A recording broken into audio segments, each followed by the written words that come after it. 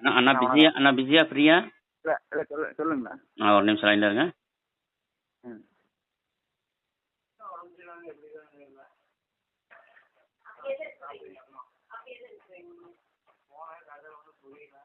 வளைக்கர வீதி இந்த பில்டிங்கண்ணா. ஹலோ. சொல்லுங்கண்ணா. அண்ணா சொல்லுங்க. 30க்கு 120 ரோட் பேஸ் வந்து 30 அடி, லாங் வந்து 120 அடி. சரிங்கண்ணா.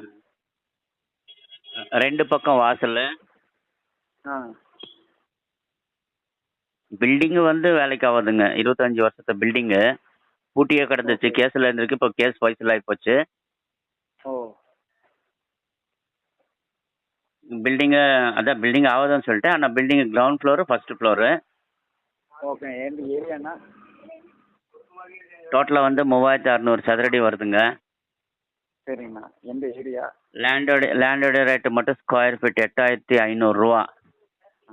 ஏரியா சொல்லுங்கண்ணா. இதுவும் ஒயிட் மணியில் தான் வேணும். சூப்பர். ஏரியா? அதான் வளைக்கர வீதி. நான் இருங்க, நான் அகரார வீதி இருக்கு இல்லையா, ஆமாம். இங்கே டவுன் மணிக்குண்டு பக்கத்தில். அதான் அதான் அதான். அதுக்கு பின்னாண்ட, அதாவது எப்படின்னு சொன்னீங்கன்னா, டவுன் போலீஸ் ஸ்டேஷன் இருக்குல்ல, சொல்லுங்க. அதுக்கு நேரம் நகைக்கடை வீதி போதில்ல. உள்ள நேரம் ஸ்ட்ரைட்டாக போகிறோம். ஆமாம் ஆமாம், ஸ்ட்ரைட்டாக போனால் அது 4 ரோடு. அந்த 4 ரோட்டில் ரைட் எடுத்திங்கன்னா வளைக்கர வீதி, லெஃப்ட் எடுத்திங்கன்னா மறுபடியும் மெயின் ரோட்டுக்கு வந்துடுவோம். ஓகேவா? அப்படியே ஸ்ட்ரைட்டாக போனோம்னா வளைக்கர வீதி ஸ்டார்ட்டுங்க.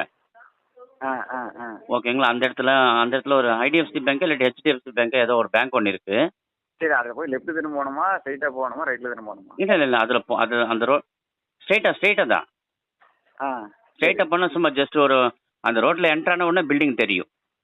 ஓ அந்த கட்டில் என்ட்ரான உடனே பில்டிங் தெரியும். சரிங்கண்ணா. இது கேஸில் இருந்துருக்குது. இது கேஸ் ஃபைசல் ஆயிடுச்சுங்க. Okay okay. டீல் ஃபுல்லாக வந்து பேங்க் வந்து கோயம்புத்தூர். ஓ டாக்குமெண்ட்ஸ் ஆமாம் ஆமாம், டாக்குமெண்ட்ஸ் வந்து பேங்க் மூலியமா தான் வருங்க. இதுக்கு இன்சார்ஜ் வந்து அந்த இதுக்கு அங்கேயே கட்டுறதே வந்து 8000 ரூபா கட்டணுமா? டோட்டல் அமௌண்ட் அங்கே தான் செட்டில் பண்ணணும். டாக்குமெண்ட்ஸ் நமக்கு அங்கே தான் கொடுப்பாங்க. அதான் ஸ்கொயர் ஃபீட்டுக்கு 8000 ரூபா போட்டு அங்கே தான் கட்டணும். ஆமாம் ஆமாம், அது ஸ்கொயர் ஃபீட் 850, 8500. ஓகே. ஆனால் பேரம் பேசிக்கலாங்க. முதல்ல வந்து அப்படியே இடம் இவ்வளோ மட்டும் 2.5 கோடி 65 லட்சம் சொன்னாங்க. பேங்க்குக்கு வர வேண்டியது அவ்வளோதான் அப்படின்னு சொல்லி, அதாவது 2.5 கோடி வர வேண்டியது 15 லட்ச ரூபா பேங்க் செலவு பண்ணியிருக்குது. இதை கணக்கு போட்டு ஒரு 3 மாதத்துக்கு முன்னாடி ஒரு 4 மாதம் இருக்கும். அது கணக்கு போட்டு 2 கோடி 65 லட்சம்னாங்க.